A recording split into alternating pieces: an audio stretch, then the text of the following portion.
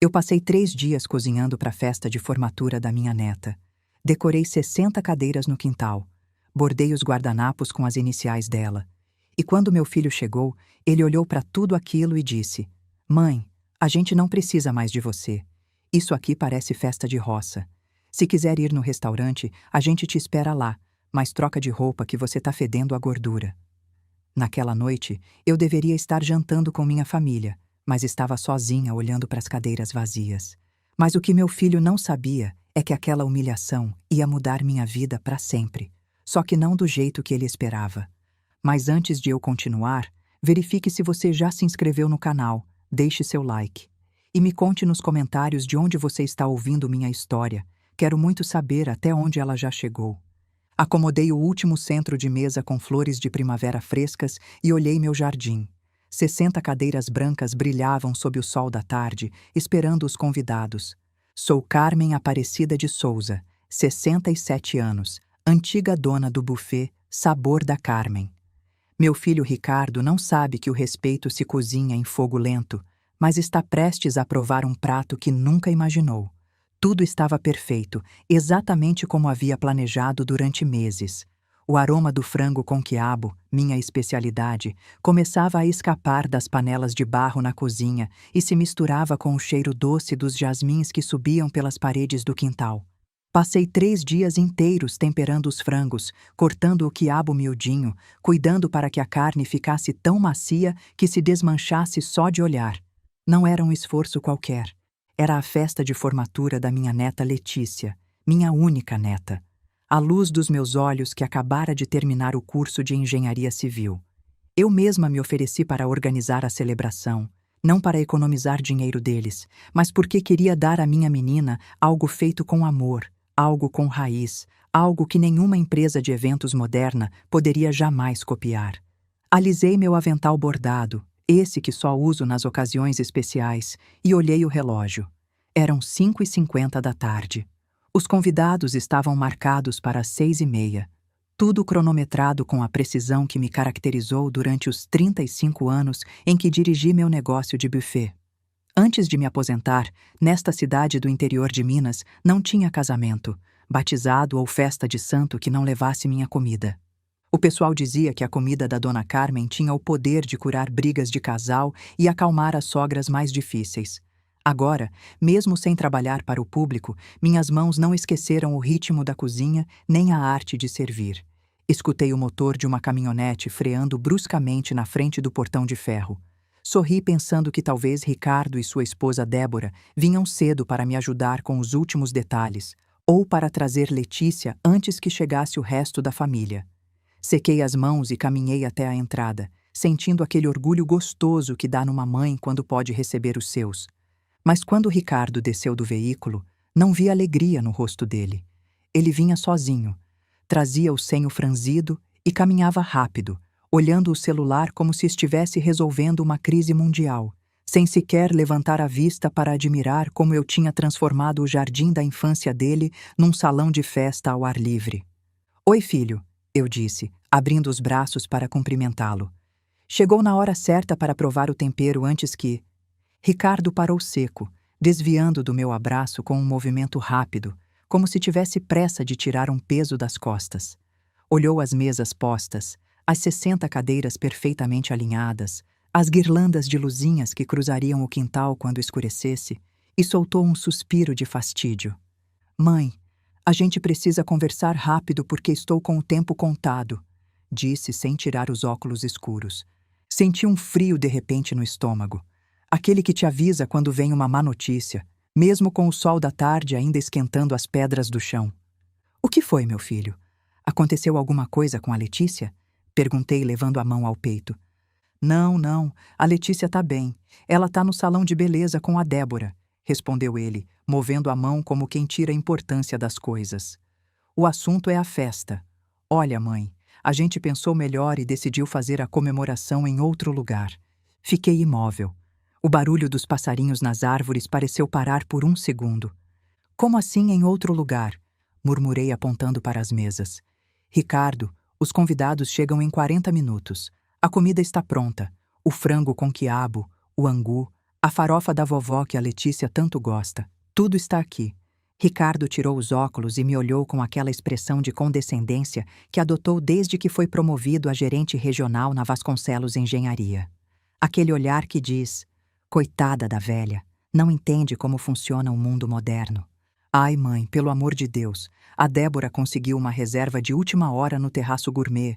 Sabe aquele restaurante novo perto do shopping? É um lugar moderno, com ar-condicionado, comida contemporânea, essas coisas. É o que está na moda agora. A Letícia se formou em engenharia civil, precisa de uma festa de nível. Não dá para fazer uma festa de roça aqui no quintal da avó. A palavra roça saiu da boca dele como se fosse um insulto, como se minha casa, que construí tijolo a tijolo com o suor da minha testa entre fogões, fosse uma vergonha. Mas, filho, tentei manter a voz firme, mesmo sentindo as pernas tremerem. Eu já chamei seus tios, os compadres, os vizinhos que viram a Letícia crescer. Eles vêm pra cá. Já mandamos mensagem no WhatsApp para todo mundo com o novo endereço. Me interrompeu, olhando o relógio de novo. A maioria confirmou que vai pro restaurante. É melhor assim, mãe. Lá tem estacionamento com manobrista e não fica aquele cheiro de comida de interior. Olhei para a cozinha. A fumaça do frango com quiabo continuava subindo, carregando consigo a herança da minha mãe e da minha avó. Comida de interior. Foi assim que ele chamou o que pagou a faculdade dele, o que comprou o primeiro carro dele, o que deu a vida privilegiada que ele desfruta hoje. E o que eu faço com tudo isso? Perguntei apontando para a comida que daria para 60 pessoas. O que eu faço com as 60 cadeiras vazias, Ricardo? Ele deu de ombros, já virando para ir embora. Não sei, mãe. Congela ou joga fora. O importante mesmo é que a Letícia tenha uma festa de verdade. A Débora disse que esse ambiente rústico não combina com a imagem que a gente quer passar. Parou um momento no portão e me jogou a frase final, aquela que se cravou no meu coração como um espinho. A gente não precisa mais de você, mãe. Descansa. Você já está velha demais para essas correrias. Se quiser ir no restaurante, a gente te espera lá, mas troca de roupa que você tá fedendo a gordura. E assim, sem mais, subiu na caminhonete e acelerou, me deixando sozinha no meio do meu jardim decorado. Fiquei de pé, olhando a nuvem de poeira que ele levantou ao partir. O silêncio voltou a cair sobre a casa, mas agora era um silêncio pesado, doloroso. 60 cadeiras vazias me olhavam como testemunhas mudas da minha humilhação. A gente não precisa mais de você. Fedendo a gordura. Caminhei devagar até uma das mesas e me sentei. Passei a mão pela toalha branca, impecável, passada a ferro como minha mãe me ensinou. Minhas mãos, cheias de rugas e pequenas queimaduras de óleo de tantos anos de trabalho, tremiam levemente. Não de tristeza, não. No começo pensei que ia chorar, que ia desabar ali mesmo sobre o prato de porcelana, mas o que senti não foi vontade de chorar. Foi um fogo diferente do meu fogão. Era uma mistura de indignação e de uma clareza repentina. Durante anos tinha permitido que Ricardo e Débora me tratassem como um acessório velho, útil só quando precisavam que eu cuidasse da menina ou emprestasse dinheiro para algum negócio seguro.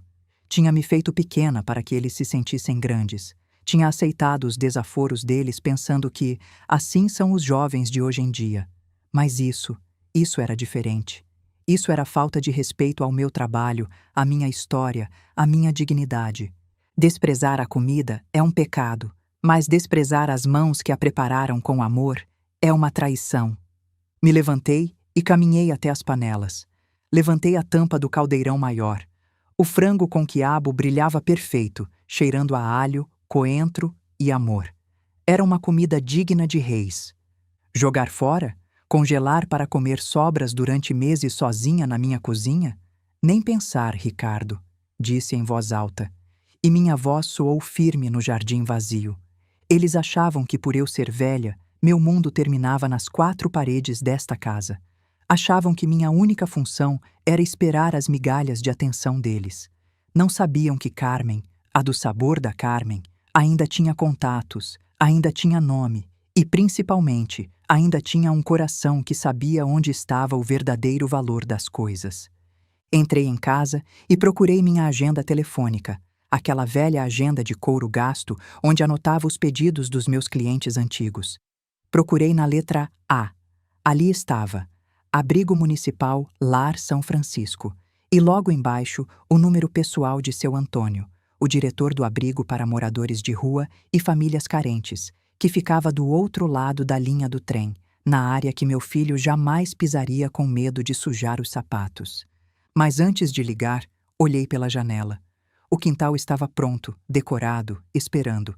E de repente me lembrei dos 3 dias que passei preparando tudo aquilo. 3 dias antes, quinta-feira. Tinha acordado às 4 da manhã, quando o céu ainda estava escuro. Não por obrigação, mas por empolgação. Minha neta ia se formar. Minha Letícia, engenheira. Fui direto para a cozinha e tirei os 15 frangos caipiras da geladeira. Frangos de verdade, comprados no sítio da Dona Marieta, que criava as aves soltas no terreiro. Nada de frango de granja congelado. Cada um pesava quase 2 quilos. Comecei a limpar um por um, com paciência. Tirei as penugens que ficam grudadas na pele, lavei em água corrente, sequei com pano limpo. Minha mãe me ensinou: Carmen, frango mal feito estraga a festa inteira. Depois veio o tempero. Alho socado no pilão, nada de pasta pronta, limão espremido na hora, sal grosso, não esse sal refinado que não tem gosto de nada, pimenta do reino moída, coentro fresco do meu canteiro. Coloquei os frangos numa bacia enorme de plástico, aquela que uso há 20 anos, e despejei o tempero. Massageei cada pedaço, garantindo que penetrasse bem na carne. Meus braços doíam, mas eu não parava. Isso era amor se transformando em comida. Cobri a bacia com um pano limpo e guardei na geladeira. 24 horas no mínimo, falei sozinha, repetindo as palavras da minha avó. Frango temperado com pressa não tem alma. Sexta-feira.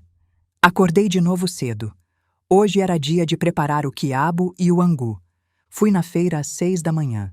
Seu Joaquim, o feirante que conheço há 30 anos, separou para mim os melhores quiabos, pequenos, verdes, sem mancha.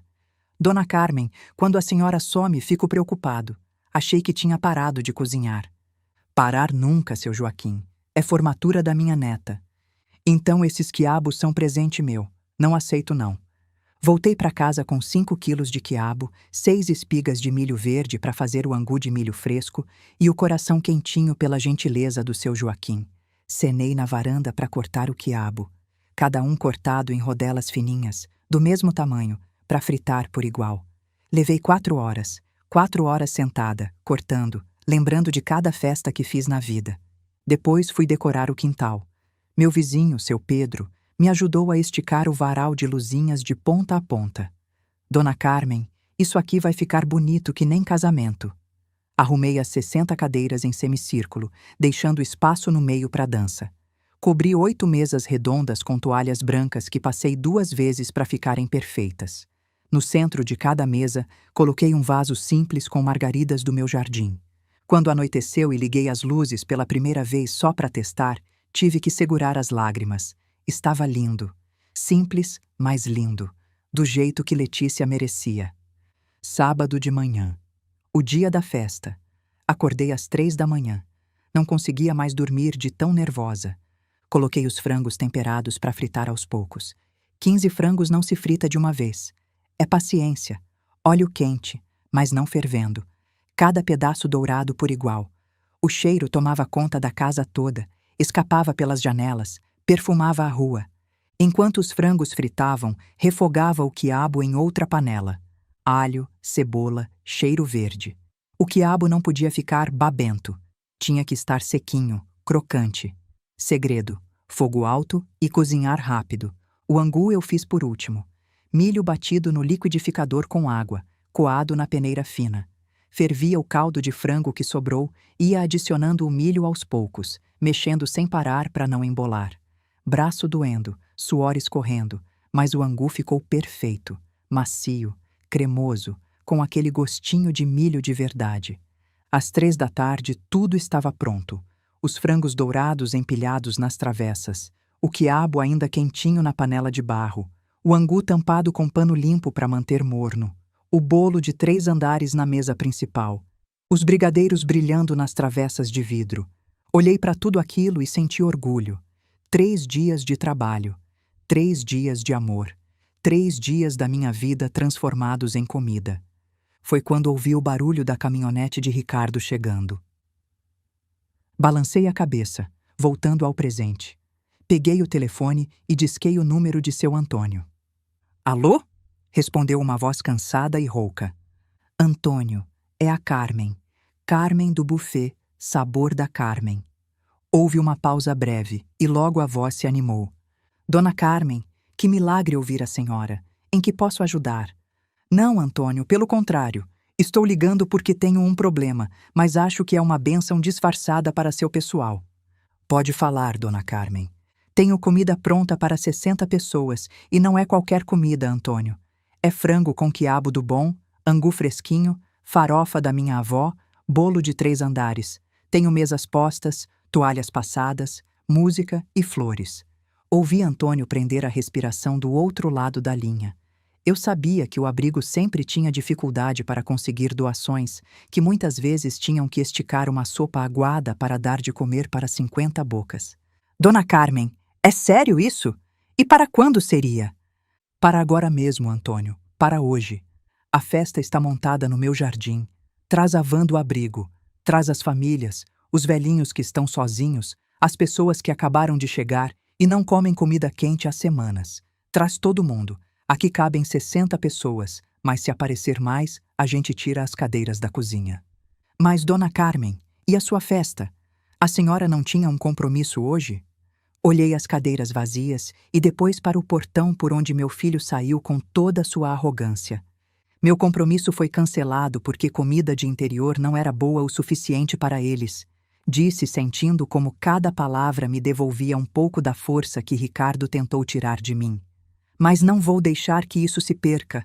Quero que venham.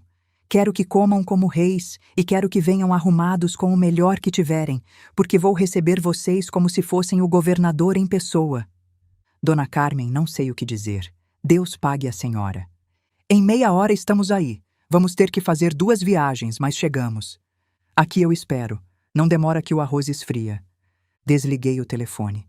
Minhas mãos não tremiam mais. Uma estranha calma tomou conta de mim. Não era a calma da resignação, mas a do general que muda de estratégia no meio da batalha. Fui ao meu quarto, tirei o avental, me olhei no espelho.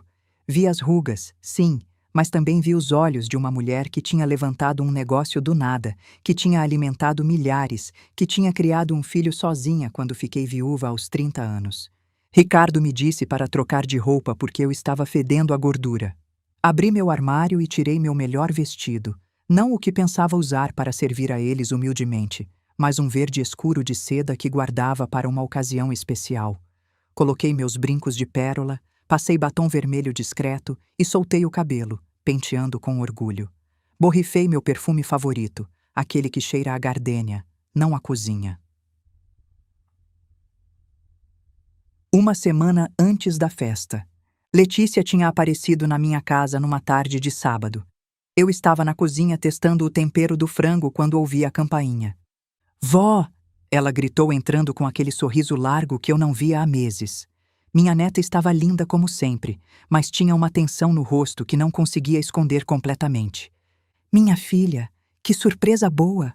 Abracei ela apertado. Veio ajudar a vó? Vim sim, e vim comer também. A casa da mãe tá um estresse insuportável. Ela só fala de restaurante, de roupa, de foto pro Instagram. Eu só quero paz, vó.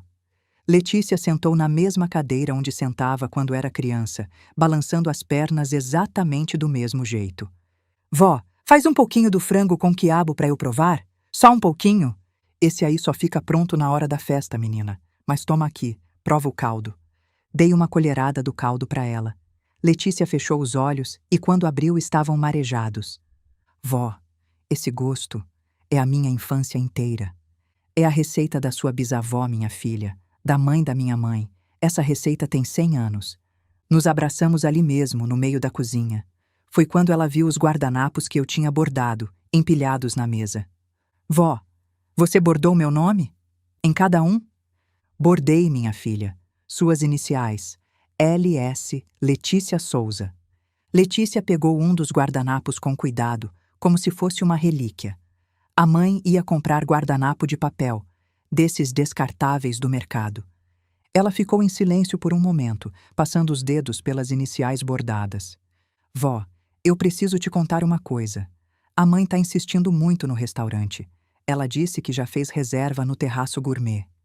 Meu estômago apertou. Como assim reserva? A festa é aqui. Eu sei, vó. Eu disse para ela que eu quero aqui.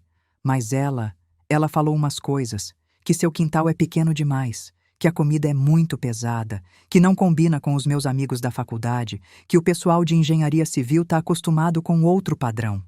E você, minha filha? O que você quer? Eu quero aqui, vó. Já disse para ela 1000 vezes, mas o pai sempre fica do lado dela. Ele diz que ela entende dessas coisas. Então aqui vai ser, minha filha. Não se preocupa. Sua festa vai ser aqui, com a comida da vó, com amor de verdade. Letícia me abraçou de novo, mas eu vi a dúvida nos olhos dela. Ela conhecia a mãe, conhecia o pai, e tinha medo de que eles fizessem do jeito deles no final. Depois que ela foi embora, fiquei olhando os guardanapos bordados. Cada ponto representava horas de trabalho, amor derramado. Não ia deixar que nada disso se perdesse. Eu estava enganada. O dia da festa. Saí de novo para o jardim. O sol começava a baixar, tingindo o céu de laranja e violeta. Acendi as guirlandas de luzes. O lugar ficou mágico. Aos 20 minutos escutei o barulho de um motor velho e cansado.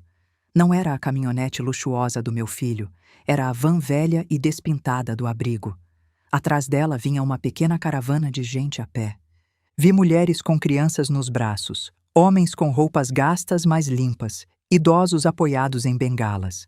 Abri o portão de par em par. Bem-vindos! Gritei com um sorriso que nascia do fundo da alma. Entrem, por favor. A casa é de vocês. Ver os rostos deles foi algo que nunca vou esquecer. Entravam com timidez, olhando as luzes, as flores, as mesas postas com tanta elegância, como se tivessem medo de quebrar algo com o olhar. Um senhor mais velho tirou o chapéu e o apertou contra o peito, com os olhos cheios de lágrimas ao ver as panelas de barro fumegantes. Sentem onde quiserem, eu ia indicando, guiando-os para as cadeiras. Hoje todos são convidados de honra. Seu Antônio desceu da van e me deu um abraço que quase quebrou minhas costelas. A senhora não sabe o que isso significa para eles, dona Carmen. Hoje é aniversário da Mariana, aquela menininha ali. Apontou para uma pequena de uns 7 anos com o vestido remendado. A mãe dela estava chorando porque não tinha nem um pãozinho para dar para a menina. Pois hoje Mariana vai ter bolo de 3 andares, disse sentindo um nó na garganta, mas dos bons. A música começou a tocar. Coloquei uma playlist de sertanejo raiz e MPB clássica. Comecei a servir. Não deixei ninguém me ajudar. Eu queria fazer isso. Queria ver os olhos deles quando colocava o prato cheio de frango com quiabo no lugar. Queria ouvir os "Obrigado, senhora. Deus abençoe, mãe. Nunca comi nada tão gostoso." O jardim se encheu de risadas, de barulho de talheres, de vida. Não tinha pose. Não tinha gente olhando o celular para ver se o lugar era instagramável. Havia fome, sim, mas também havia uma gratidão genuína que preenchia o espaço que meu filho tinha deixado vazio com seu desprezo. Enquanto eu servia mais angu quentinho, meu celular vibrou no bolso. Era a mensagem de Ricardo, provavelmente uma foto do terraço gourmet com seus petiscos minúsculos. Não olhei, não me importava. Mas o que eu não sabia, e o que Ricardo tampouco imaginava, era que entre os convidados que seu Antônio trouxe, havia alguém que não se encaixava no perfil normal do abrigo. Um homem calado, de barba grisalha, que comia com uma educação impecável e observava cada detalhe do meu jardim e da minha comida com uma atenção quase clínica. Me aproximei da mesa dele para oferecer mais suco de caju. "Está tudo bem, senhor?" perguntei. Ele me olhou com os olhos cinzentos, penetrantes e inteligentes.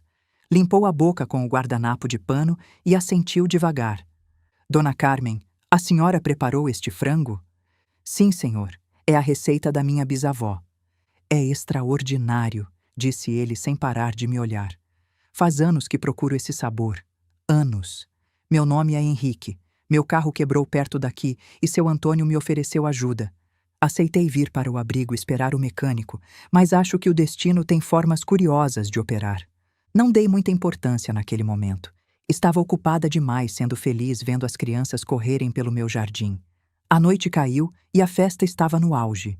Eu me sentei num canto com uma taça de vinho na mão, vendo minha obra-prima. Tinha transformado um desastre num milagre. Meu filho me disse: "A gente não precisa mais de você." Mas essas 60 pessoas me diziam com cada garfada que eu era indispensável. De repente vi as luzes de um carro conhecido se aproximando do portão. Era a caminhonete de Ricardo. Ele estava voltando. Provavelmente esqueceu alguma coisa ou vinha me dar bronca por não ter ido à sua festa moderna. Me levantei devagar, alisei meu vestido de seda verde e caminhei até a entrada. Atrás de mim, pessoas riam e comiam. À minha frente, meu filho descia do carro e sua cara ao ver meu jardim cheio de desconhecidos, ao ver a alegria transbordante no lugar que ele desprezou, foi um poema. Mas ele não tinha ideia de que a verdadeira surpresa não era a gente no jardim, e sim quem estava sentado na mesa principal, saboreando meu frango com quiabo como se fosse ouro líquido. Ricardo estava prestes a aprender que uma mãe e uma mestra da vida nunca deve ser subestimada. Ricardo ficou petrificado na entrada com a mão ainda na porta aberta da caminhonete. Seus olhos iam de um lado para o outro, escaneando meu jardim como se estivesse presenciando um crime e não um jantar. Olhou para Mariana comendo bolo, para seu Antônio servindo suco de caju e para os idosos do abrigo rindo sob as luzes que ele desprezou. Seu rosto passou da surpresa para uma raiva vermelha e tensa que inchou as veias do pescoço. "Mãe!" gritou, ignorando completamente que havia 60 pessoas presentes. "Mas que diabos é isso? Enlouqueceu? Transformou a casa num albergue." Caminhou a passos largos em minha direção, sem se importar de pisar na grama recém-cortada com seus sapatos italianos. Os convidados ficaram em silêncio aos poucos. A música de sertanejo continuava tocando baixinho, fazendo um contraste estranho com a violência que emanava do meu filho. Eu não recuei nem 1 milímetro. Alisei a saia do meu vestido verde escuro e levantei o queixo. "Boa noite, Ricardo", disse com uma calma que me surpreendeu até a mim mesma. "Pensei que você estaria aproveitando o ar-condicionado e os petiscos gourmet. Esqueceu alguma coisa?" Ricardo parou a 1 metro de mim, baixando a voz para que esse povo não escutasse, embora seu tom sibilante fosse ainda mais venenoso. "Não se faça de engraçadinha. Vim buscar o envelope, o presente de formatura da Letícia. A Débora disse que com certeza você tinha preparado e com a correria da mudança a gente esqueceu de pedir." Olhou com nojo para a mesa onde estava Henrique e disse: "E faz o favor de botar essa gente para fora antes que a gente pegue alguma coisa. O que as pessoas vão pensar se descobrirem que a avó da Letícia transformou o quintal num albergue?" Aí estava. A verdadeira razão da volta dele não era arrependimento, não era preocupação com a mãe. Era dinheiro. O dinheiro que eu tinha economizado centavo por centavo das minhas vendas para dar à minha neta. Enquanto Ricardo continuava resmungando e olhando o relógio, meus olhos desviaram por um segundo para a mesa principal. O homem de barba grisalha, Henrique, não tinha se intimidado. Pelo contrário, tinha deixado os talheres sobre o prato com delicadeza extrema e nos observava. Foi então que eu vi. Realmente vi. Henrique tinha tirado um lenço de pano do bolso para limpar os cantos da boca. No dedo mindinho dele brilhava um anel de prata muito antigo, com um brasão gravado, um compasso e um esquadro entrelaçados sobre uma montanha. Meu coração deu um pulo. Eu conhecia esse anel. Tinha visto há 30 anos quando servi o buffet para a inauguração da prefeitura nova. Aquele homem não era um vagabundo qualquer que Antônio tinha pego na estrada. Minha mente, treinada para lembrar rostos, gostos e alergias de milhares de clientes, viajou ao passado na velocidade da luz. Lembrei das revistas sociais de décadas atrás, dos jornais que falavam do engenheiro recluso, o gênio que projetou metade dos prédios modernos da região e que, após a morte da esposa, desapareceu da vida pública, renunciando à frivolidade da alta sociedade. Henrique Vasconcelos, o fundador da Vasconcelos Engenharia. A mesma empresa onde Ricardo trabalhava. A mesma empresa que meu filho tanto se gabava de representar, sempre falando do velho Vasconcelos, que tinha fundado tudo, mas que ninguém via mais, virou recluso. Ricardo nunca tinha visto uma foto dele. Na sede só tinham fotos dos diretores atuais. E ali estava ele, no meu jardim, comendo meu frango com quiabo, sendo chamado de vagabundo pelo próprio gerente regional da empresa dele. Olhei sua roupa. Era simples, gasta pelo uso, mas de boa qualidade. Suas botas eram velhas, mas de couro legítimo que só melhora com o tempo.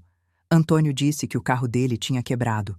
Claro, um homem assim não dirigiria um carro do ano só para impressionar ninguém. Ricardo, na sua cegueira de arrogância, estava insultando uma lenda viva. Estava chamando de vagabundo o homem que escreveu os livros com os quais sua filha estudou a carreira. O homem que assinava o contra-cheque dele todo mês. Tá me ouvindo, mãe? Ricardo estalou os dedos na minha frente, me tirando dos pensamentos. O envelope. Me dá e eu vou. Não tenho tempo para ver você brincar de Madre Teresa. Um sorriso lento, quase imperceptível, se desenhou nos meus lábios. Meu filho estava ali, bufando de impaciência, tratando mal a própria mãe e insultando um mendigo na frente de todo mundo. O que ele não sabia é que esse mendigo era o dono da empresa onde ele trabalhava. O homem que podia fazer ou destruir a carreira dele com um telefonema. E ele tinha acabado de sugerir que esse homem fosse embora antes de passar alguma doença. Durante anos, Ricardo me fez sentir que eu não entendia nada, que meu mundo de panelas e temperos era pequeno e insignificante comparado ao dele de escritórios de vidro e planilhas financeiras. Me fez acreditar que minha experiência não valia, que minha intuição de mãe e de comerciante estava enferrujada. Como ele estava enganado. Meu mundo pequeno me ensinou a ler as pessoas por como comem, por como olham, por como agradecem. Meu filho via ternos caros e via sucesso. Eu via um prato limpo e via honestidade. Ele via pobreza no meu jardim. Eu via sentado na mesa 3 o futuro da minha neta. O envelope está no meu quarto, Ricardo, disse com suavidade. Mas não vou buscá-lo agora. Estou atendendo meus convidados. Ricardo abriu a boca incrédulo. Seus olhos se injetaram de raiva. Tá me dizendo que tenho que esperar esses famintos terminarem de comer para você me dar o dinheiro da minha filha? Estou dizendo que se quiser o presente vai ter que esperar. Fiz uma pausa calculando o meu movimento como quem adiciona a pitada exata de sal. Ou melhor ainda, por que não senta um pouquinho? Tem comida sobrando. Talvez te fizesse bem provar o frango com quiabo antes de ir para sua festa de plástico. Nem morto provo essa gordura, cuspiu ele. Vou esperar aqui, mas se apressa. A Débora está me mandando mensagem a cada 2 minutos. Me virei dando as costas para ele. Senti seu olhar cravado na minha nuca, mas já não me queimava. Agora quem tinha o controle era eu. Caminhei devagar até a mesa de Henrique com a desculpa de retirar pratos vazios.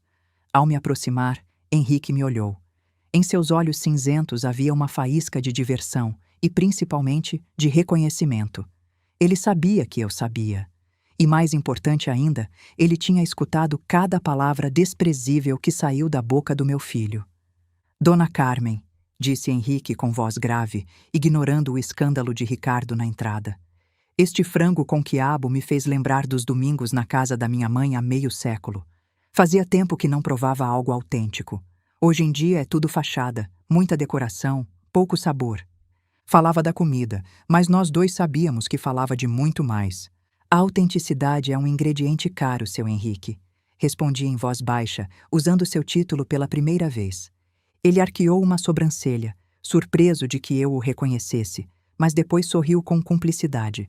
Não disse nada, apenas assentiu levemente e tomou seu suco de caju como se fosse o melhor champanhe do mundo. Voltei para a cozinha com o coração batendo a 1000 por hora. Meu cérebro trabalhava freneticamente. Tinha no meu jardim o ídolo da minha neta e meu filho, o tolo que acabara de desprezá-lo. Podia dizer a Ricardo quem era aquele homem. Podia gritar: imbecil! Esse vagabundo poderia comprar sua empresa com o troco do bolso. Mas não, isso seria fácil demais. Isso não ensinaria nada a Ricardo. Ele só mudaria a atitude por interesse. Ficaria servil e falso, como sempre fazia com gente de dinheiro. Não. A lição tinha que ser mais profunda. Tinha que cozinhar em fogo lento. Entrei no quarto e peguei o envelope. Dentro tinha 15.000 reais, minhas economias de 2 anos. Olhei o dinheiro e depois olhei pela janela para o jardim. Ricardo estava encostado na caminhonete, digitando furiosamente no celular, sem se dignar a olhar para ninguém. Tomei uma decisão. Tirei o dinheiro do envelope e guardei numa lata de biscoito no fundo do armário. O envelope ficou vazio. Peguei uma folha de papel e uma caneta. Escrevi um bilhete rápido, dobrei e coloquei dentro do envelope. Saí de novo. A noite estava fresca, mas eu sentia um calor reconfortante no peito. Aqui está, disse a Ricardo estendendo o envelope, mas sem soltá-lo quando ele agarrou. Mas quero te pedir um favor, filho. Que é? Ele puxou o envelope, mas eu segurei com força. Meus dedos, calejados pelo trabalho, eram mais fortes do que ele lembrava. Quero que entre e cumprimente só 5 minutos que ligue para a Letícia na minha frente e leve um pote de comida para ela. Sei que ela gosta do meu frango com quiabo, mesmo que para você cheire a interior.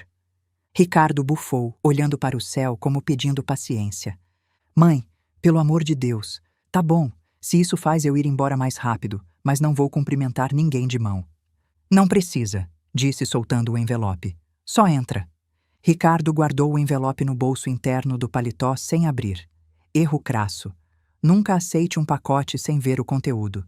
Isso eu ensinei para ele quando era criança. Caminhou atrás de mim para a área das mesas. Sua presença era como uma nuvem negra num dia ensolarado. Mas eu precisava que ele estivesse perto. Precisava que Henrique o visse bem de perto. Boa noite, murmurou Ricardo para o ar sem olhar ninguém nos olhos. Ninguém respondeu, exceto seu Antônio, que sempre foi um santo, e levantou a mão em sinal de paz. Ricardo ficou parado perto da mesa de doces, de braços cruzados, irradiando desconforto. Pronto, já cumprimentei. Agora me dá o pote com comida para a Letícia e eu vou embora. Nesse momento, Henrique se levantou. Era um homem alto e, embora sua roupa fosse velha, se ergueu com uma dignidade que fez Ricardo, por puro instinto, dar um passo para trás. Henrique caminhou até nós. Ricardo o olhou com desdém, franzindo o nariz. Dona Carmen, disse Henrique, ignorando olimpicamente meu filho, gostaria de lhe pedir um favor. Diga, seu Henrique. Entendo que sua neta é engenheira civil. Ouvi o senhor, disse a palavra com uma ironia deliciosa, mencionar que ela se formou hoje. Ricardo soltou uma risadinha zombeteira. Vô, ela é engenheira, mas não acho que ela precise de conselho sobre como construir barracos de madeira. O jardim ficou em silêncio absoluto. Seu Antônio levou as mãos à boca. Eu senti o sangue ferver, mas vi o olhar de Henrique. Ele não estava ofendido. Estava avaliando. Estava medindo meu filho como um engenheiro mede uma estrutura prestes a desabar. O senhor tem razão, disse Henrique com uma voz suave e perigosa. Estruturas frágeis não precisam de conselhos, precisam de fundação, e parece que aqui faltam muitas. Ricardo franziu a testa sem entender completamente o insulto, mas sentindo que tinha perdido algo naquela troca. Vamos, mãe, me dá a comida. Esse cara está delirando. Entreguei o pote com frango que já tinha preparado. Ricardo pegou com 2 dedos como se fosse material radioativo. Tchau, mãe. Obrigado pelo... detalhe. Tocou o bolso onde estava o envelope. E, por favor, da próxima vez consulta a gente antes de fazer suas obras de caridade. Dá má impressão. Virou e caminhou para a saída. Henrique e eu ficamos parados lado a lado, vendo como ele se afastava. Seu filho tem muita pressa de chegar a lugar nenhum, murmurou Henrique. É verdade, suspirei. Acha que o mundo se compra com dinheiro.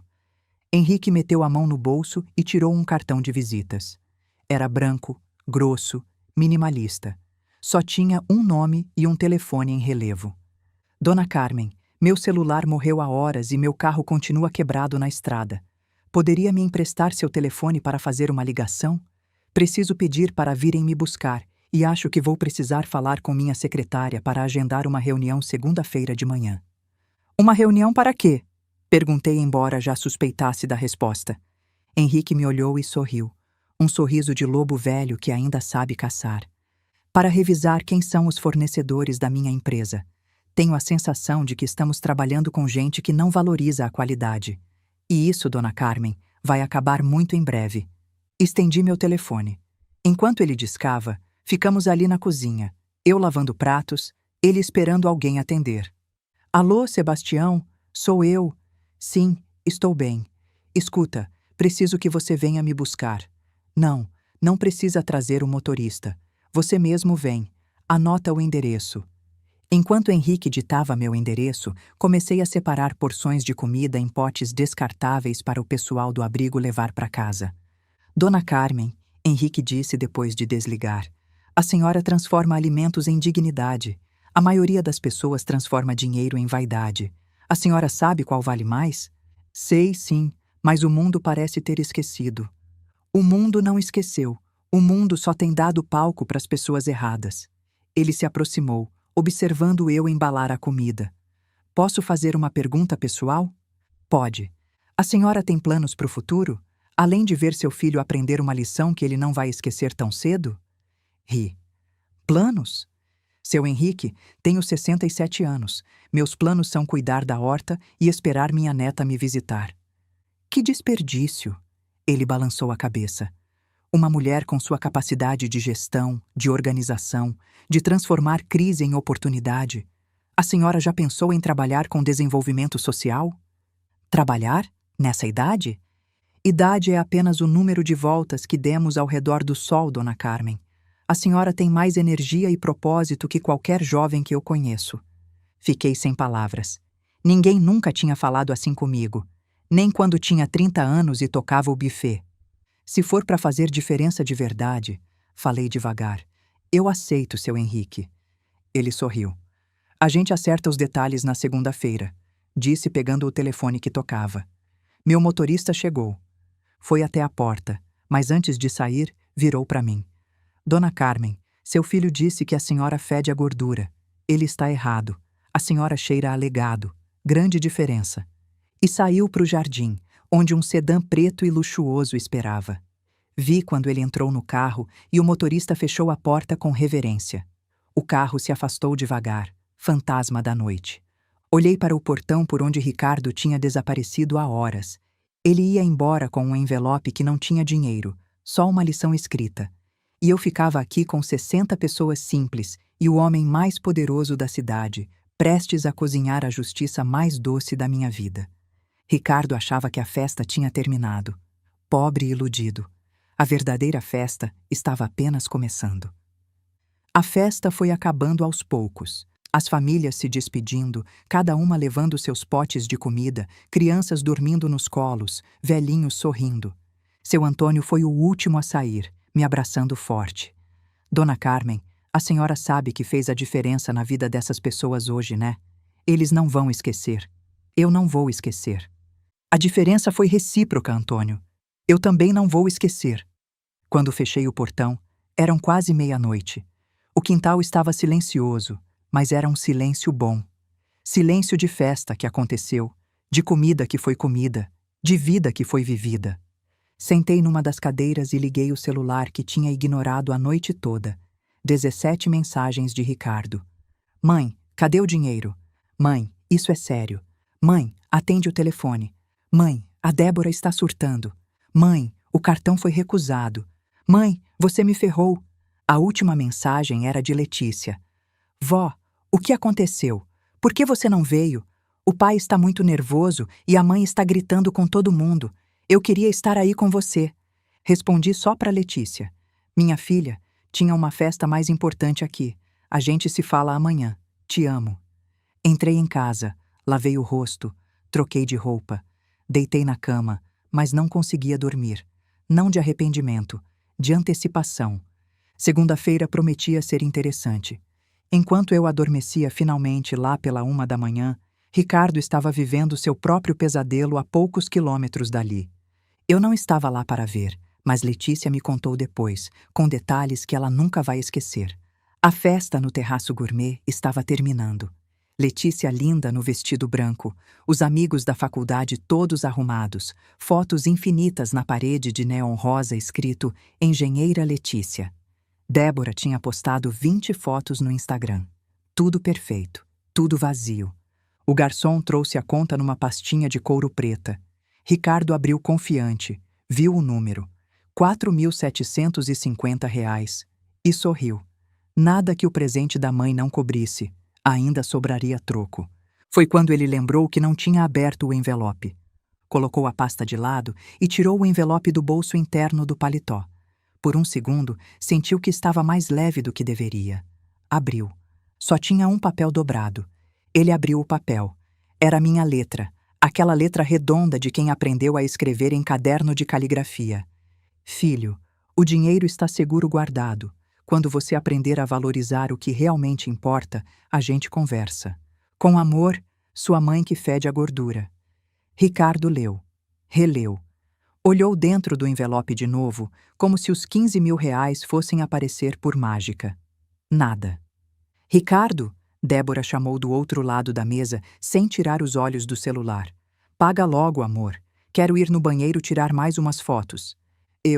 Espera um segundo. Que foi? O dinheiro. Não tá aqui. Débora guardou o celular devagar, aquele jeito que ela fazia quando estava ficando perigosa. Como assim não tá? Minha mãe, ela não colocou o dinheiro. Só tem um bilhete. Sua mãe o quê? A voz dela subiu 3 oitavas. As pessoas nas mesas ao redor começaram a olhar. Letícia baixou a cabeça mortificada. Calma, Débora. Deixa eu tentar o cartão. Ele chamou o garçom de volta, passou o cartão da empresa. Recusado. Passou o cartão pessoal. Recusado. Passou o terceiro cartão, aquele de emergência.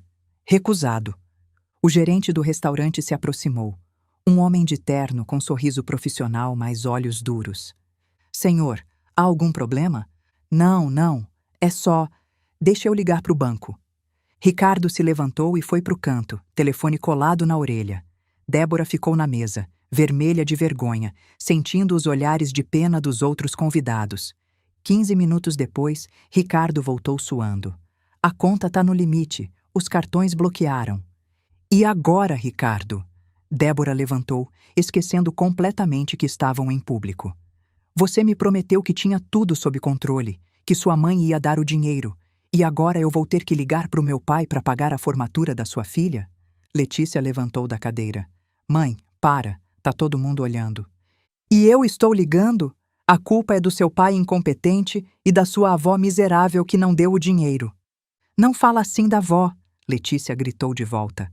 Ah, agora você defende aquela velha que sabotou a festa da própria neta só para fazer chantagem? Chega! Letícia bateu a mão na mesa. Os copos tremeram. A mesa inteira ficou em silêncio. A avó não sabotou nada. Vocês que cancelaram a festa que ela preparou. Vocês que desprezaram tudo que ela fez. E agora a culpa é dela? A culpa é sempre de vocês. Letícia pegou a bolsa e saiu. Ricardo foi atrás. Letícia, espera! Ela virou no meio do estacionamento, lágrimas descendo. Pai, eu te amo, mas eu tenho vergonha de você, não da avó, de você. Entrou num Uber e foi embora. Deixou Ricardo parado ali, entre os carros, com a gravata frouxa e a vida desmoronando. Débora resolveu pelo celular. Ligou para o pai, que pagou a conta pelo telefone, mas não sem antes dar uma bronca que o restaurante inteiro ouviu no viva voz. Débora, você se casou com um fracassado. Eu avisei. Eles voltaram para casa em silêncio. Um silêncio de casal que sabe que o casamento está rachando, mas ainda não admite em voz alta. Domingo.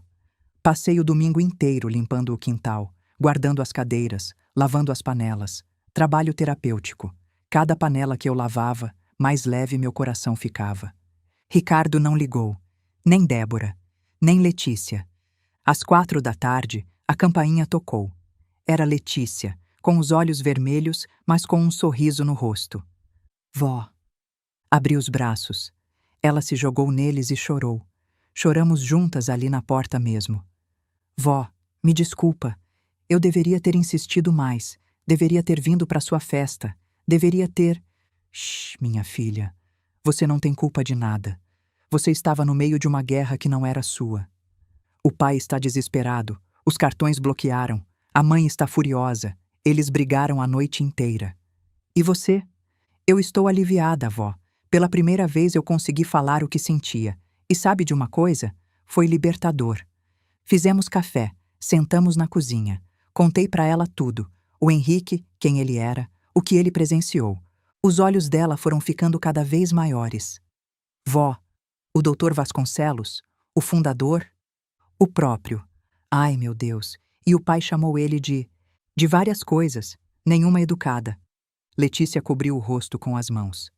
Vó, o pai vai ser demitido, vai ser processado, vai ser... Vai aprender, completei. Pela primeira vez na vida, seu pai vai ter que encarar as consequências dos atos dele. E a senhora?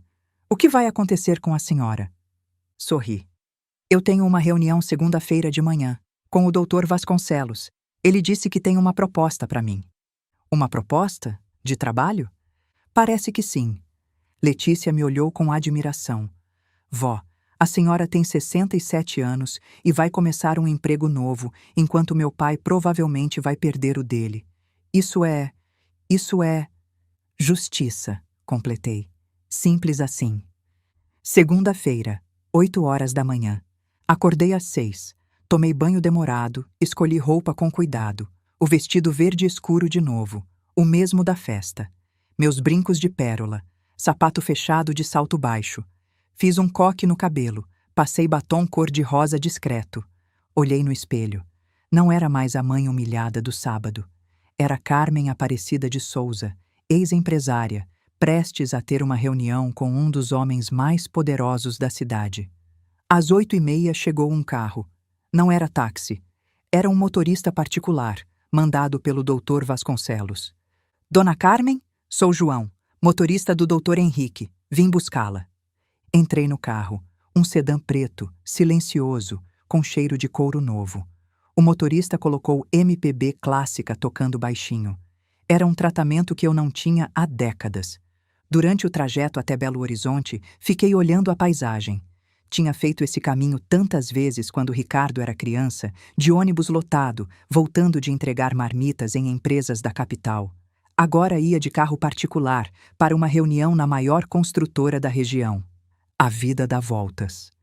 Sede da Vasconcelos Engenharia, 9h45. O prédio era imenso, 20 andares de vidro espelhado no meio da região mais cara de Belo Horizonte. Desci do carro e o porteiro abriu a porta para mim com reverência. Bom dia, a senhora tem reunião? Tenho, com o Dr. Henrique Vasconcelos.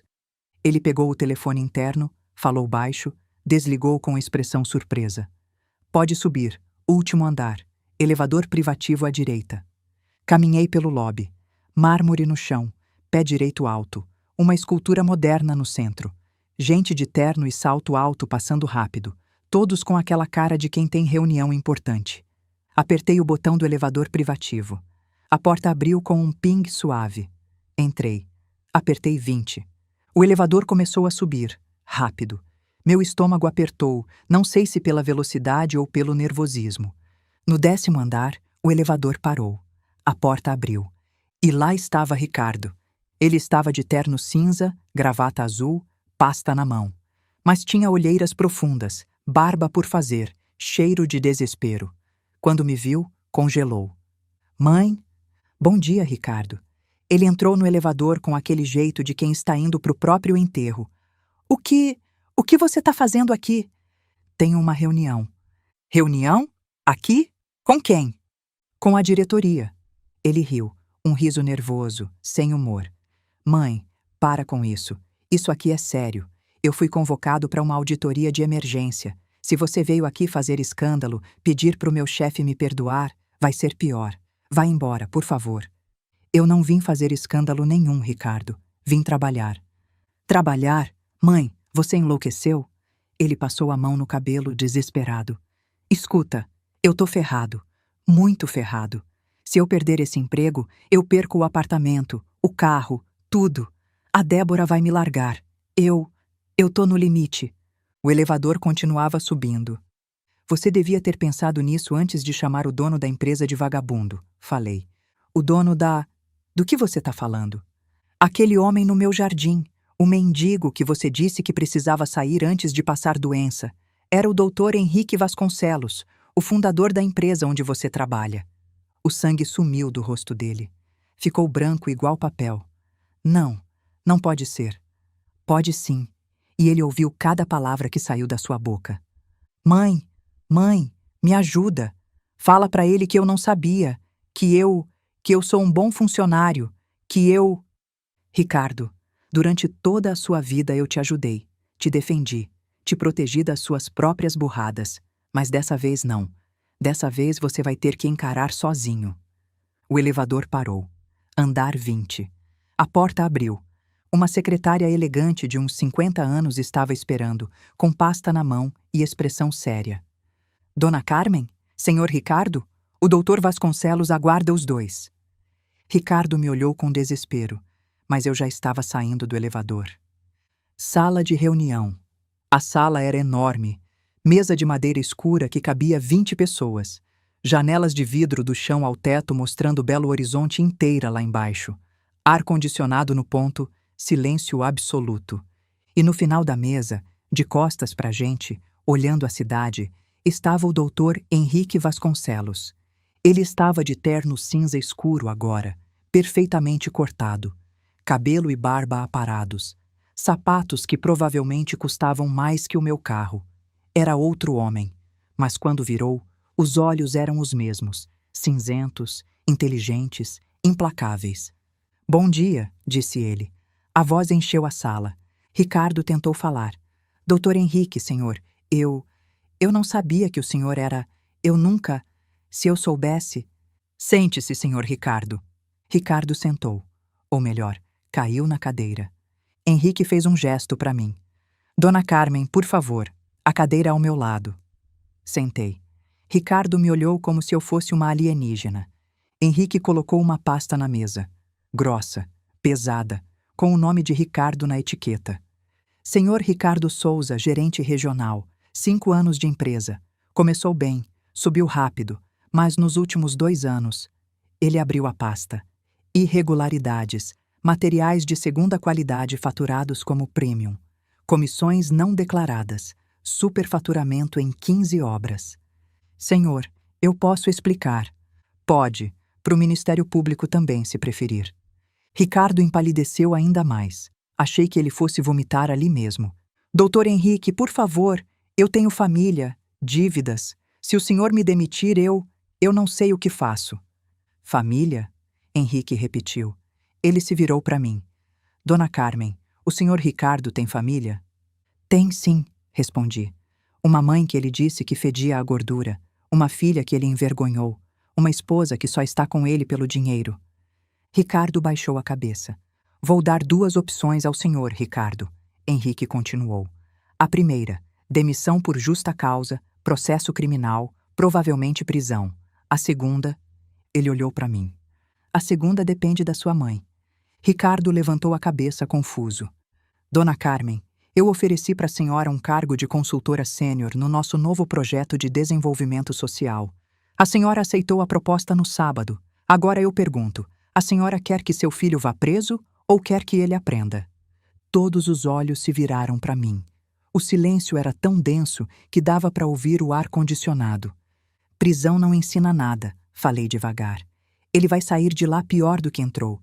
Mas trabalho duro, humilhante, mal pago, isso ensina.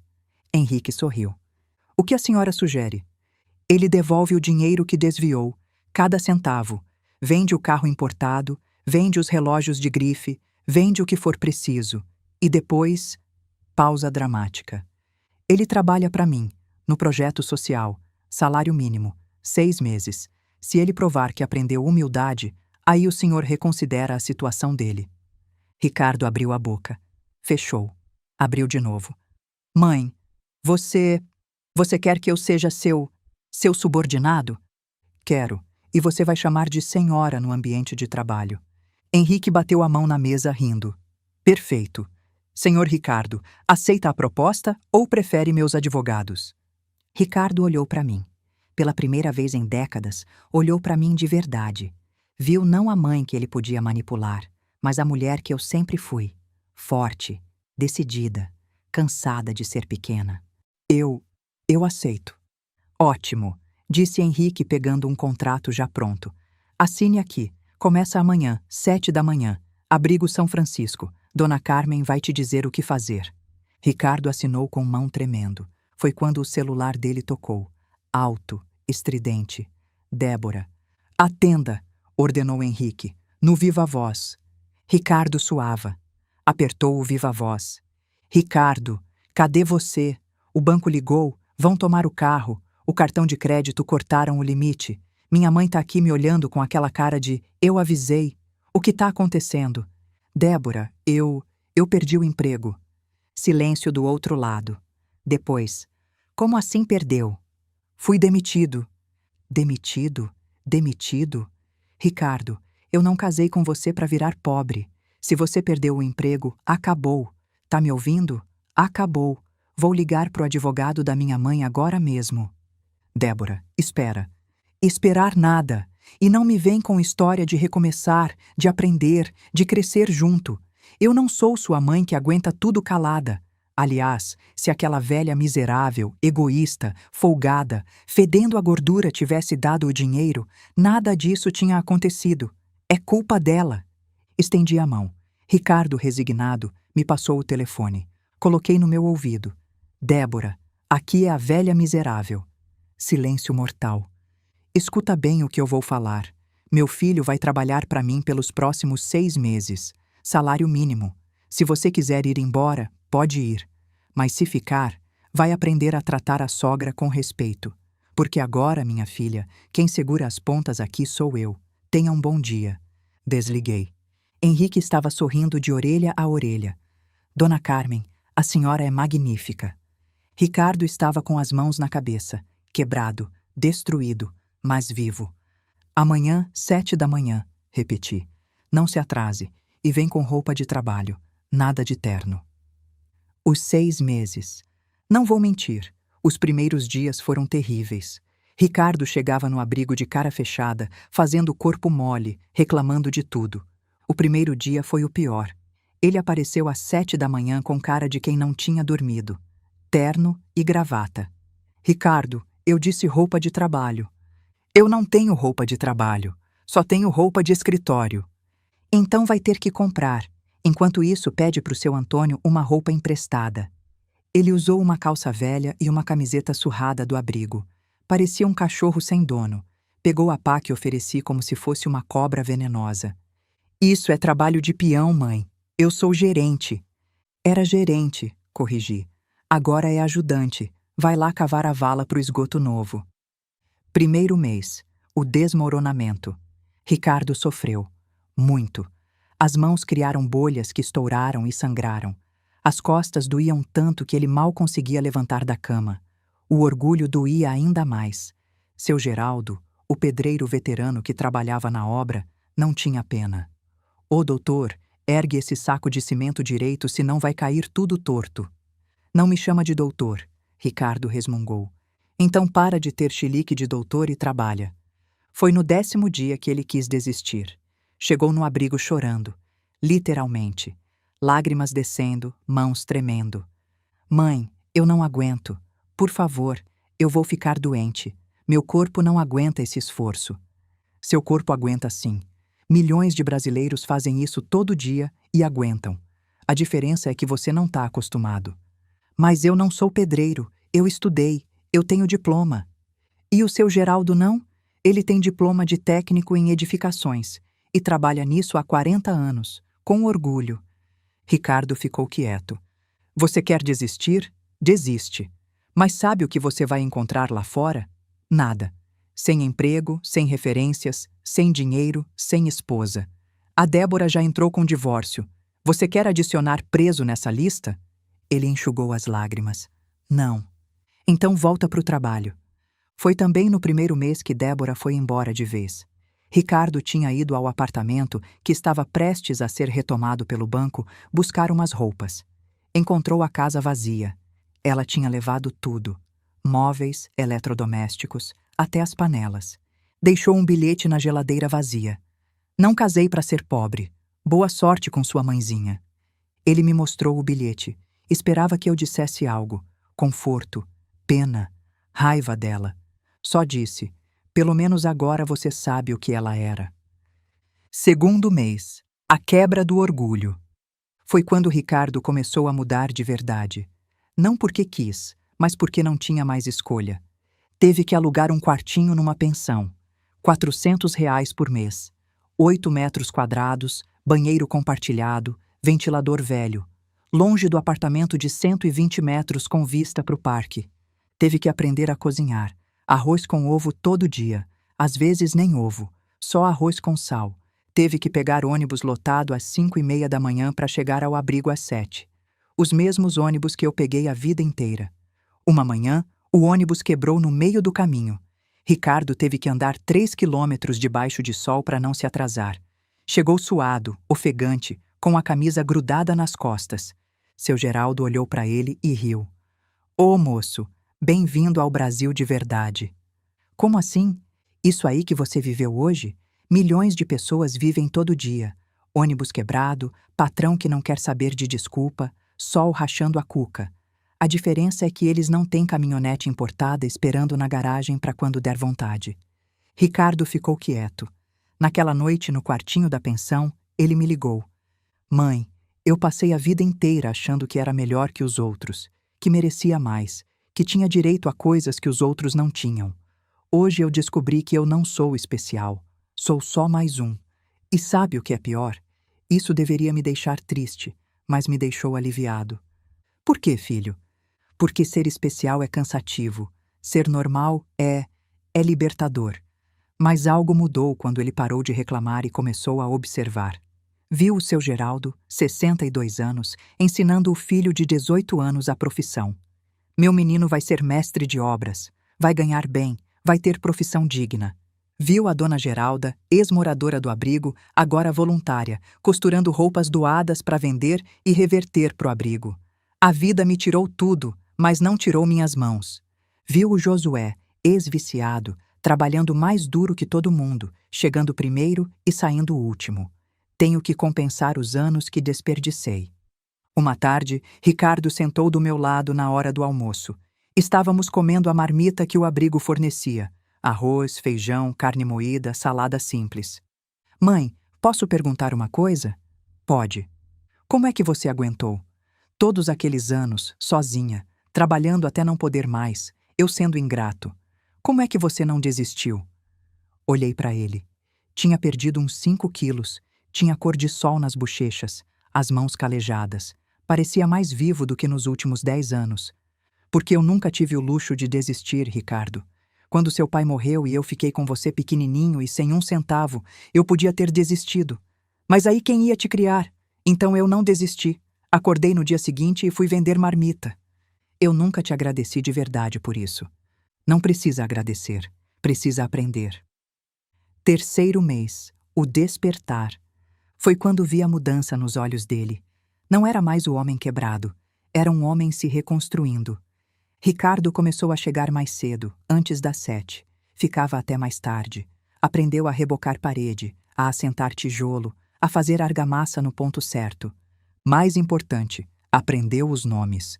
Não era mais aquela senhora ou aquele cara. Era Dona Geralda, a senhora precisa de ajuda com essas sacolas? Era Josué, deixa eu te ajudar a carregar essa tábua. Era Marianinha, cadê seu desenho novo? A pequena Mariana tinha se apegado a ele. Ela tinha 7 anos e desenhava casas o tempo todo. Um dia, trouxe um desenho novo. Era uma casa com jardim, janelas coloridas, uma família na frente.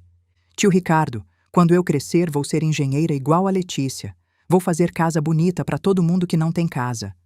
Ricardo olhou aquele desenho como se fosse um Picasso. Ficou com os olhos marejados. Sabe, Mariana, eu passei a vida construindo prédios para gente rica. Mas você vai fazer uma coisa muito mais importante. Vai construir lares. Foi nessa época que Letícia começou a aparecer. Primeiro tímida, desconfiada. Depois mais solta. Pai e filha trabalhavam lado a lado, pintando parede, plantando a horta. Conversavam. De verdade. Não aquela conversa superficial de como foi seu dia, mas conversa de alma. Sobre erros, sobre arrependimentos, sobre recomeços. Pai, eu fiquei com tanta raiva de você, Letícia disse um dia, alisando a tinta branca na parede. Você me fazia sentir que eu nunca era boa o suficiente se não tivesse carro do ano, roupa de marca, festa no lugar certo.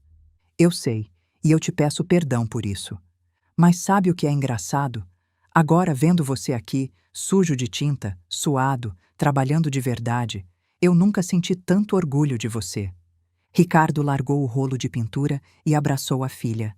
Choraram ali, no meio da obra, dois adultos se reconciliando depois de anos de distância. Numa sexta-feira à noite, Letícia apareceu no abrigo de surpresa.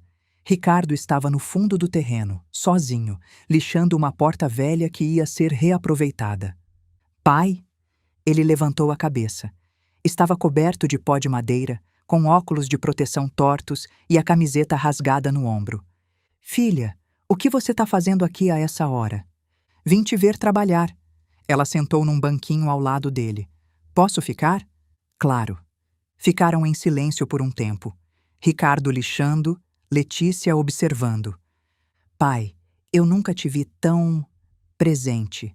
Antes você estava sempre no celular, sempre com pressa, sempre pensando no próximo compromisso. Agora você está aqui, inteiro. Ricardo parou de lixar. É porque antes eu estava fugindo, filha, fugindo de mim mesmo. Quanto mais eu corria, mais eu me perdia. Agora que eu parei, me encontrei. Eu gosto desse pai novo. Eu também, filha. Eu também. Quarto mês.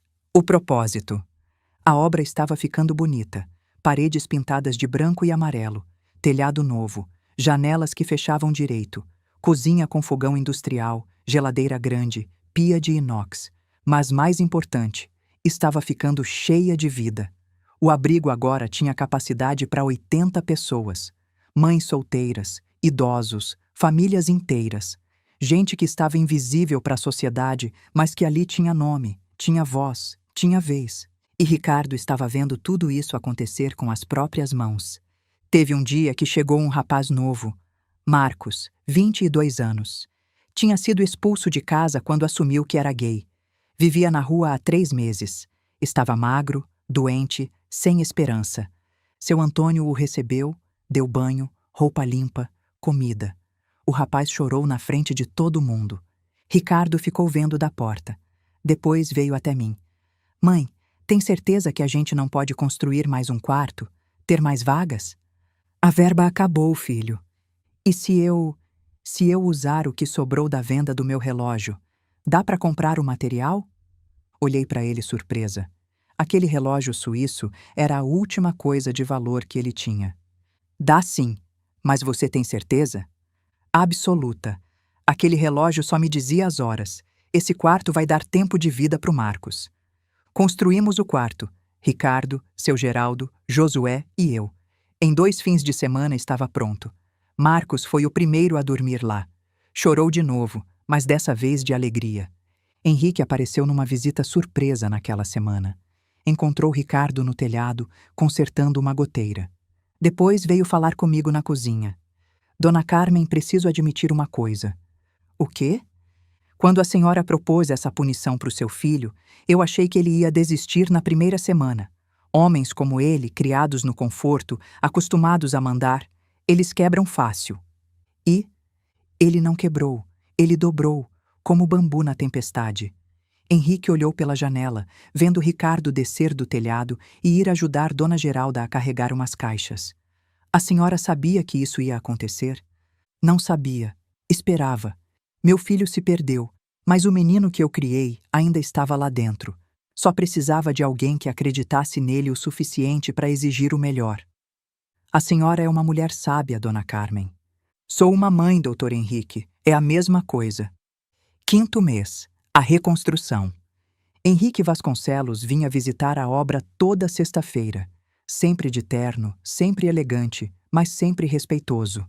Cumprimentava todo mundo pelo nome, tomava café na caneca esmaltada igual todo mundo, sentava no chão da obra para conversar. Numa dessas visitas, ele chamou Ricardo para conversar em particular. Como você está? Cansado, com dor nas costas, com as mãos calejadas. Mas, bem, pela primeira vez em muito tempo, bem de verdade. Por quê?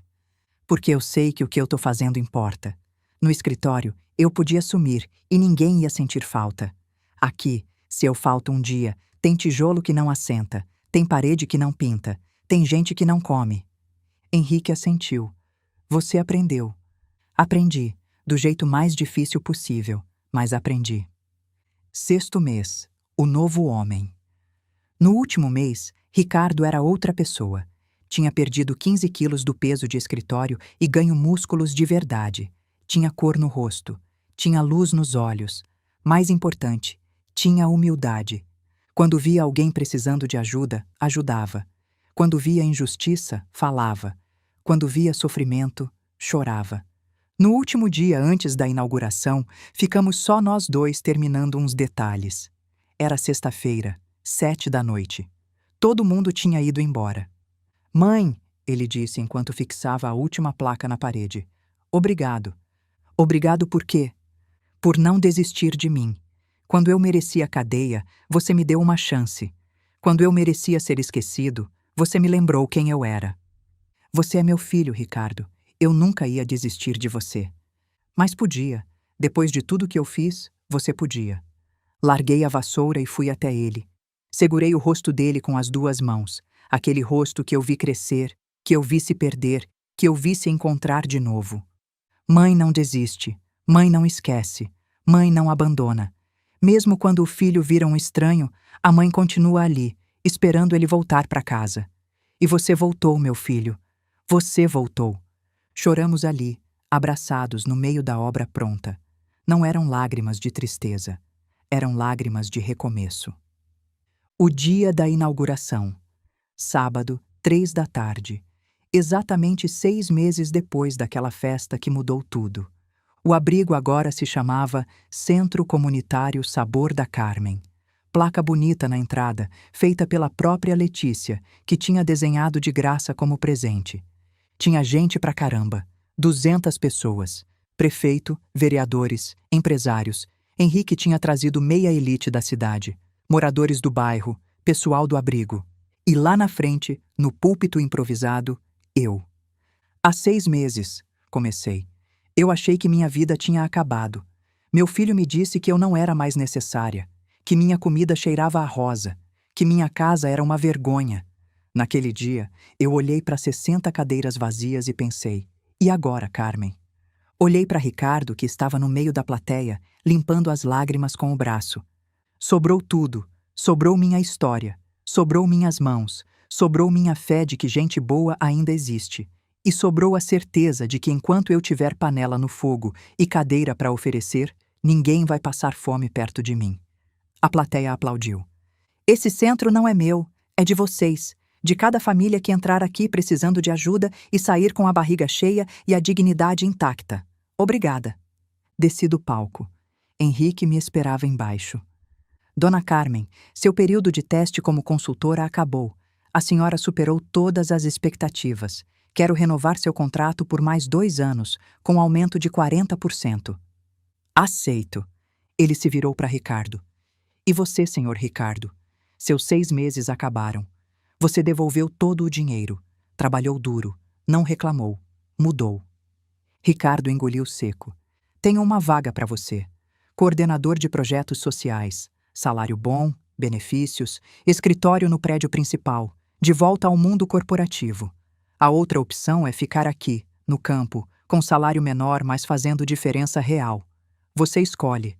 Ricardo olhou para mim, depois para Letícia, que estava ao meu lado, depois para o centro comunitário que ele ajudou a construir tijolo por tijolo. Eu fico aqui. Henrique sorriu. Por quê? Porque no escritório eu era substituível. Aqui, eu sei que cada tijolo que eu coloco muda a vida de alguém. E pela primeira vez na minha vida, isso significa alguma coisa.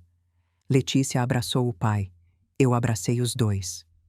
3 meses depois, a mesa cheia. Noite de sábado, meu quintal. O mesmo quintal das 60 cadeiras vazias. Mas agora tinha uma mesa. Uma mesa grande, de madeira, que Ricardo construiu com as próprias mãos. 10 lugares. Sentados, eu, cabeceira. Ricardo, mais magro, mais feliz, mais inteiro. Letícia, namorando um colega de trabalho, arquiteto de projetos sociais. Seu Antônio. Henrique Vasconcelos, agora vinha jantar todo sábado. Mariana e a mãe dela moravam num apartamento próprio agora, mas nunca esqueceram. Seu Joaquim da Feira. 2 vizinhos, no centro da mesa, frango com quiabo, angu, farofa, os mesmos pratos daquela festa de 9 meses atrás. Mas agora tinha diferença. Ninguém ali me desprezava, ninguém fingia, ninguém estava por obrigação. Ricardo levantou o copo de suco de caju. Eu quero fazer um brinde. Antes de tudo isso, eu achava que sucesso era ter carro importado e comer em restaurante caro. Hoje eu sei que sucesso é isso aqui. Mesa cheia, comida de verdade e gente que te ama de verdade. Mãe. Ele me olhou com lágrimas nos olhos. Obrigado por não desistir de mim. Obrigado por me dar a pior punição e a melhor lição da minha vida. Obrigado por não me deixar ir preso. E obrigado por me ensinar que o cheiro de gordura é o cheiro de amor. Brindamos. Os copos bateram, e pela primeira vez em tanto tempo, meu peito estava quentinho. Letícia se levantou. Vó, posso falar uma coisa? Pode, minha filha. A empresa onde eu trabalho, a Dias e Associados, fechou um contrato com a Vasconcelos, e o Dr. Henrique pediu especificamente que eu ficasse responsável pelo projeto de revitalização do bairro antigo. Vó, vou trabalhar no mesmo projeto que a senhora. Lágrimas, muitas lágrimas, abraços ao redor da mesa. A noite foi entrando, a conversa foi fluindo, risadas, histórias, planos para o futuro. Quando todo mundo foi embora e eu fiquei sozinha recolhendo os pratos, Ricardo voltou. Tinha esquecido a chave do carro. Agora era um carro popular, comprado com o salário dele. Mãe, oi filho, eu nunca pedi desculpas de verdade, pelo que eu disse, pelo que eu fiz, por ter te tratado como algo descartável. Me virei para ele. Ricardo, eu já te perdoei. Faz tempo. Eu sei, mas eu precisava falar, porque eu passei a vida inteira com vergonha das minhas raízes, vergonha de você. E hoje, depois de tudo, eu sei que a única coisa na minha vida que sempre valeu a pena foi você. Abracei meu filho, não o gerente arrogante, não o homem quebrado do elevador, mas o menino que um dia fui, o menino que tinha se perdido, mas conseguiu voltar para casa. Vai, filho, a Letícia está esperando no carro. Ele foi. Eu terminei de lavar as louças, apaguei as luzes, tranquei a porta, deitei na cama e olhei para o teto. Meu filho disse que não precisava mais de mim. 6 meses depois, ele descobriu que eu era a única pessoa de quem ele realmente precisava. As cadeiras vazias daquela noite me ensinaram uma coisa. Às vezes, Deus esvazia nossa mesa para mostrar quem merece sentar nela. E agora, olha só, não sobrou cadeira vazia, e nunca mais vai sobrar.